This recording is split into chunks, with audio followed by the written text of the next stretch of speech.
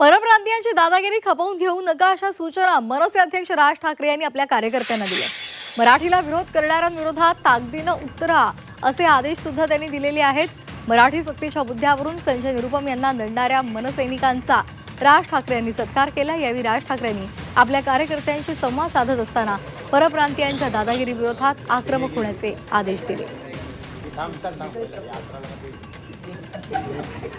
तर रिक्षा आणि टॅक्सी चालकांना मराठी सक्ती केल्यानंतर त्यांनी आंदोलनाचा इशारा दिलेला होता आणि त्यामुळे मनसैनिक आक्रमक झालेले होते आणि संजय निरुपम यांच्याशी जो वाद झालेला होता, जो राडा झालेला होता, त्या मनसैनिकांचा काल शिवतीर्थवर सत्कार करण्यात आला। त्यावेळी राज ठाकरेंनी त्यांच्याशी संवाद साधला आणि रिक्षा टॅक्सी चालकांची परप्रांतीयांची दादागिरी खपवून घेऊ नका असे आदेश त्यांनी आपल्या कार्यकर्त्यांना दिलेले आहेत।